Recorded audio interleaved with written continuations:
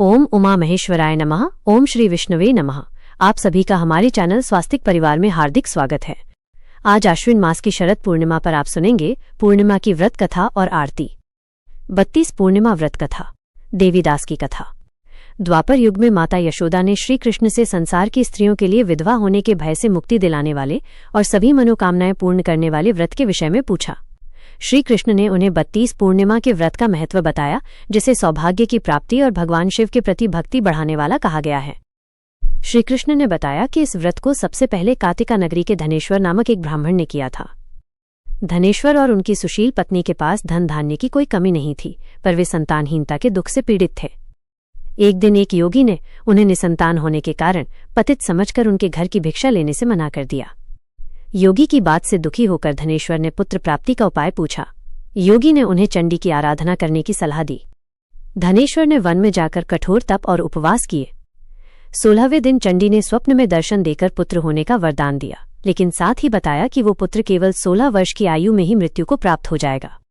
यदि वे पति पत्नी 32 पूर्णिमा का व्रत विधि पूर्वक करेंगे और अपनी सामर्थ्य के अनुसार आटे के दिए बनाकर शिवजी का पूजन करेंगे तो पुत्र दीर्घायु हो जाएगा। चंडी ने उन्हें प्रातःकाल पास के आम के वृक्ष से एक फल तोड़कर अपनी पत्नी को खिलाने को कहा। प्रातःकाल धनेश्वर ने वृक्ष पर चढ़ने का बहुत प्रयास किया, पर चढ़ नहीं पाए। तब उन्होंने विघ्न विनाशक श्री गणेश का स्मरण किया, जिनकी कृपा से वो फल तोड़कर घर लाए। पत्नी ने ऋतु स्नान के बाद भगवान शंकर का ध्यान करके वह फल खा लिया और उन्हें देवीदास नामक अत्यंत सुंदर पुत्र उत्पन्न हुआ।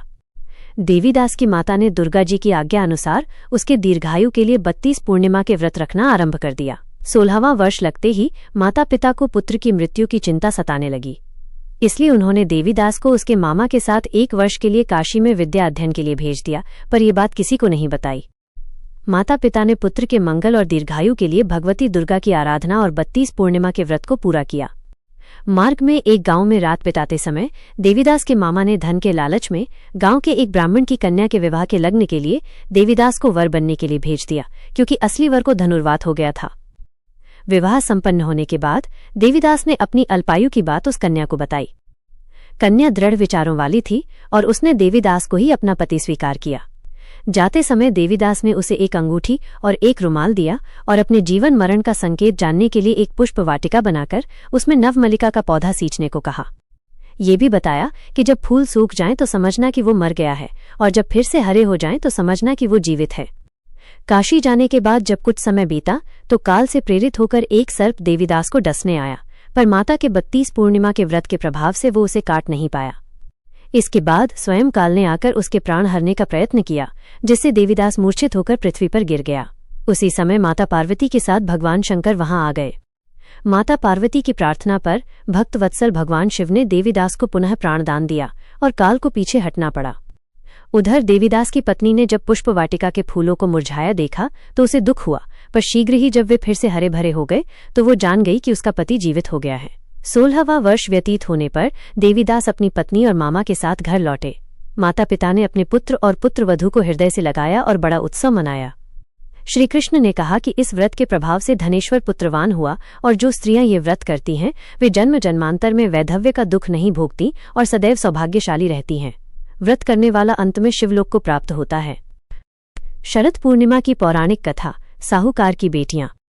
मां लक्ष्मी और भगवान विष्णु का आशीर्वाद प्राप्त करने के लिए एक साहूकार की 2 बेटियां हर पूर्णिमा का व्रत करती थीं। बड़ी बेटी व्रत को पूरे विधि विधान से करती थी, जबकि छोटी बेटी नियमों को आडंबर मानकर अधूरा व्रत करती थी।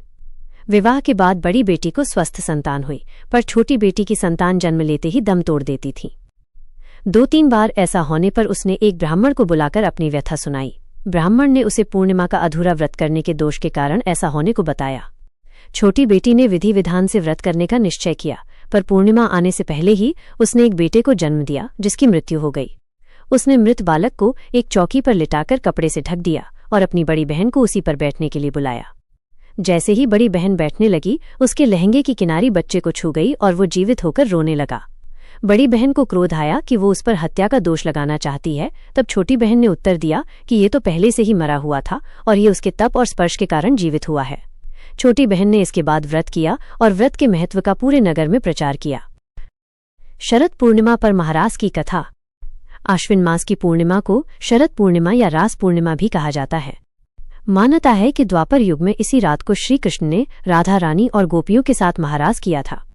6 मास की एक रात्रि करके ये रास रचा गया था, जिसमें प्रकृति भी ठहर गई थी। इस महारास की गूंज जब भगवान शंकर के कानों में पड़ी तो उनकी समाधि भंग हो गई और वो वृंदावन की ओर चल पड़े। वंशीवट जहां महारास हो रहा था, वहां द्वारपालिकाओं ने शिवजी और उनके भक्तों को पुरुष होने के कारण अंदर जाने से रोक दिया। तब ललिता सखी ने उन्हें गोपी बनकर आने का उपाय बताया। भगवान शिव ने मानसरोवर में स्नान कर नारी रूप धारण किया। श्री यमुना जी ने उनका 16 श्रृंगार किया। गोपी वेश में शिवजी महारास में प्रवेश कर गए और विश्वमोहन की रूप माधुरी का पान करने लगे। भगवान कृष्ण ने रास के बीच हास परिहास करते हुए सभी गोपियों का मुख देखने की इच्छा व्यक्त की। भगवान शिव ये सुनकर घबरा गए और सबसे अंत में जाकर खड़े हो गए। लेकिन श्री कृष्ण ने कहा कि वे अंत से मुख दर्शन आरंभ करेंगे और जानबूझकर सबसे अधिक लज्जा कर रही गोपी रूपी शिव के पास गए। उन्होंने घूंघट उठाकर कहा, आओ गोपीश्वर आओ, आपकी जय हो। तब श्री कृष्ण ने राधा जी और गोपियों को बताया कि ये कोई गोपी नहीं, साक्षात भगवान शंकर हैं, जो महाराज के दर्शन के लिए गोपी रूप में आए हैं। श्री राधा कृष्ण ने प्रसन्न होकर शिवजी से वर मांगने को कहा, तो शिवजी ने उनके चरण कमलों में सदा वास करने का वर मांगा। श्री कृष्ण ने तथास्तु कहकर उन्हें कालिंदी के निकट वंशीवट के सम्मुख श्री गोपेश्वर महादेव के नाम से स्थापित कर विराजमान कर दिया। कहा जाता है कि ब्रिज वृंदावन की यात्रा तभी पूर्ण होती है जब व्यक्ति गोपेश्वर महादेव के दर्शन कर लेता है। प्रेम से बोलिए श्री लक्ष्मी नारायण भगवान की जय, उमा महेश्वर भगवान की जय, श्री सत्यनारायण भगवान की जय हो। जय श्री